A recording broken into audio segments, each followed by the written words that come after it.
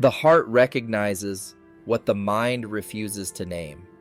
You find yourself drawn to the sharp edges, the dangerous charm, the man or woman who moves through the world like smoke, unpredictable, consuming, leaving ash in their wake.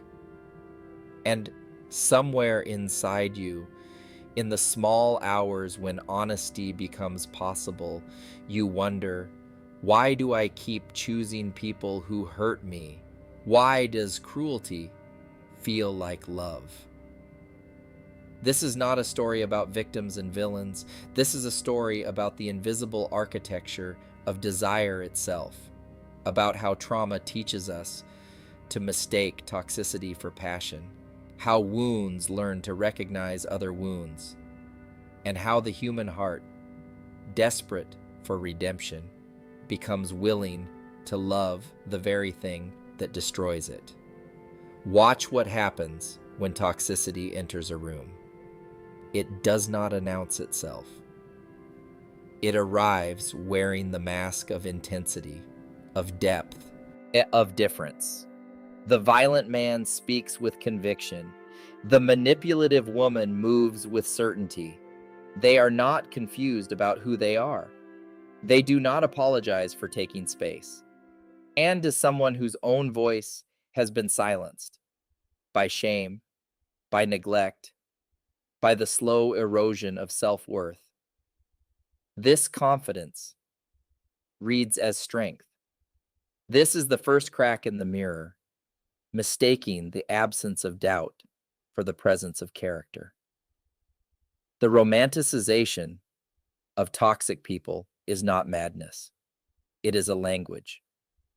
It is what happens when the nervous system learns early that love and pain are the same thing. When a child grows up in a home where affection arrives through the door with fury, where tenderness is followed by coldness, where safety itself is unreliable, the wiring changes. The brain begins to associate intensity with intimacy. Chaos becomes familiar. And in the familiar, the heart finds what it mistakes for home. You are not broken for this. You are fluent in a language no one taught you. They were teaching you. The toxic person offers something. The cautious, the kind, the stable never can. Permission to feel alive. With them, there is no numbness. There is no gray middle ground. There is only the extreme, the heights of passion and the depths of despair, cycling endlessly like a narcotic. The neurotransmitters flood. The brain becomes addicted not to the person, but to the volatility. This is called trauma bonding, and it is not love. But it mimics love so perfectly that the difference becomes invisible.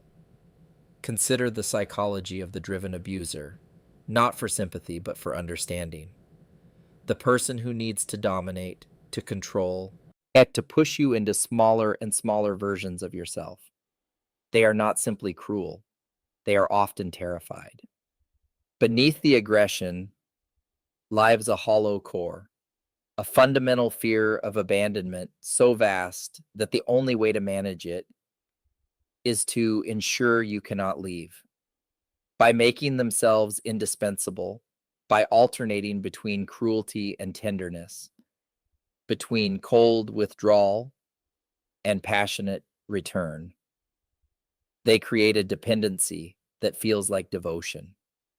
And you, seeking to heal the wound inside them, because you cannot heal your own, become willing to accept the unacceptable.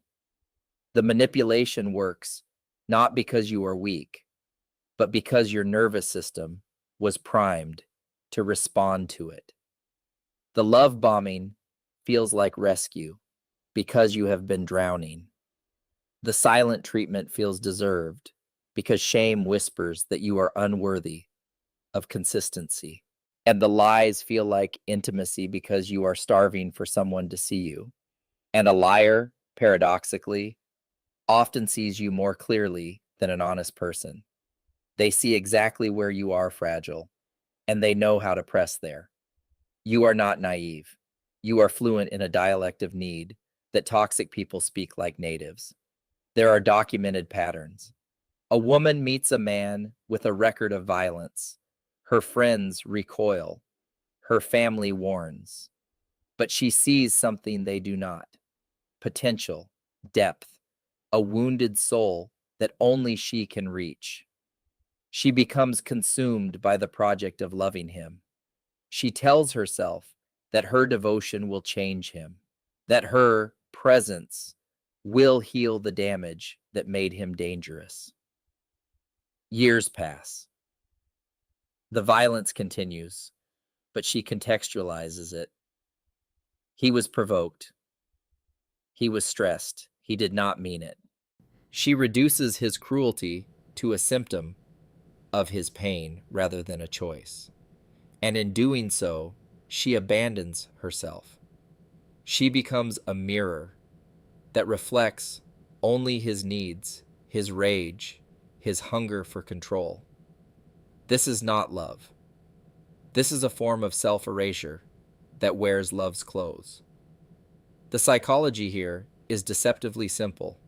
Unresolved trauma creates a compulsion to repair what was broken in the past by fixing what is broken in the present. The man becomes a proxy for the parent who was absent or violent, and the fantasy that this time your love will be enough becomes more real than reality itself. But here is the deeper truth. You cannot heal someone who does not wish to be healed. And in trying, you abandon the one person who actually deserves your devotion, yourself.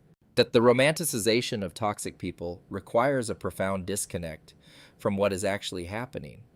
It requires a bifurcation of consciousness, the ability to hold two contradictory truths simultaneously without them collapsing into one another. He is loving and abusive. He is kind and cruel. He is trustworthy and a liar. And instead of resolving this contradiction, you learn to live inside it. This is not stupidity. This is survival. When reality becomes too painful to bear, the mind finds escape routes. Fantasy takes the place of fact. The story you tell yourself, that he is going through a phase, that one day he will wake up and love you the way you deserve, becomes more vivid than his actual behavior. You are not denying the truth. You are choosing a different story because the true one is unbearable. But here is what happens over time. The gap between reality and fantasy widens, and in that gap, to romanticize the toxic is to be hungry. Specifically, it is to be starving for proof that love is real, that it is big enough, dangerous enough, consuming enough to matter. A safe love, a steady love, a love that respects your boundaries and asks nothing in return. This love is invisible to someone whose nervous system learned early that passion requires suffering. The toxic person, by contrast, makes you feel chosen. Every moment of affection after cruelty feels like grace. Every return after abandonment feels like resurrection. You do not recognize that this is a cycle, a system designed, whether consciously or not, to keep you dependent. You only know that with them, you matter. You are worth the destruction. This is the deepest hunger, to matter so much that someone would burn the world for you, even if that someone is burning you. But the question worth sitting with is this: why does your worth require someone else's toxicity to prove it? If you have found yourself here, in the pattern, in the cycle, in the story you keep telling yourself. Understand that this is not a character flaw. This is a wound, and wounds do not respond to shame. They respond to gentleness. The romanticization of toxic people is often the last language a traumatized heart speaks before it learns that it deserves tenderness without the cost of pain. It is a bridge between the old wiring and the new. To judge yourself for walking across it is to misunderstand what you are actually doing. You are trying to survive with the tools you were given.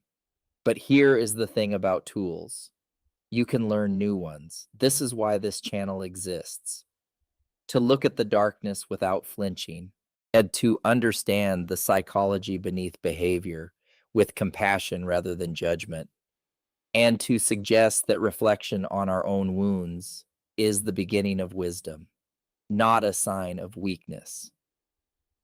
If these stories resonate, if this exploration of the human psyche feels like a rare place of truth, this is where that conversation continues. Subscribe to move deeper. Healing from the romanticization of toxicity is not sudden. It is not a moment where everything clicks into place. It is instead a slow erosion of the old story, a gradual withdrawal of the fantasy, a patient rebuilding of the capacity to see clearly. It begins with a single moment of seeing. You notice that you are explaining away behavior again. You notice that you are shrinking yourself.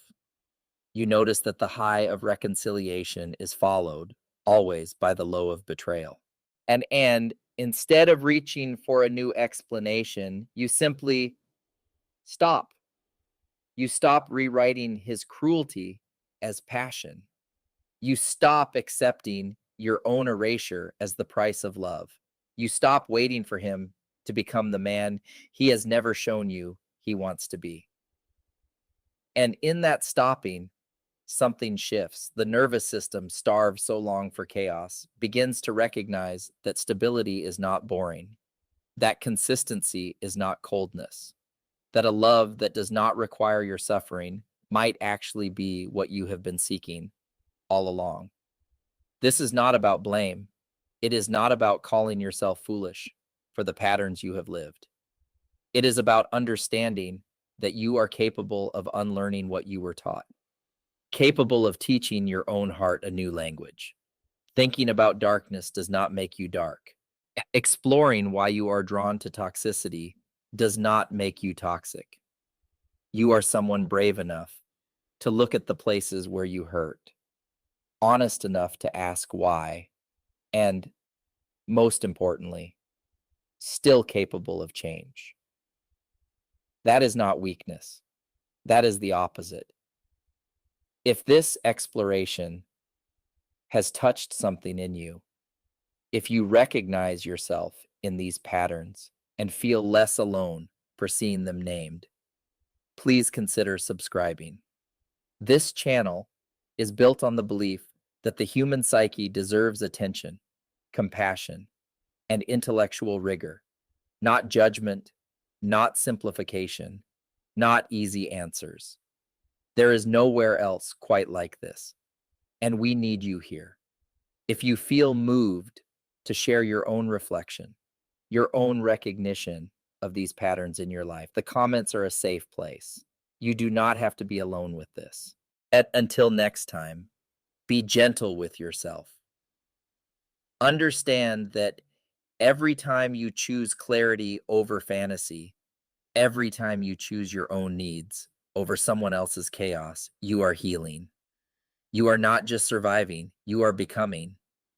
Take care of yourself.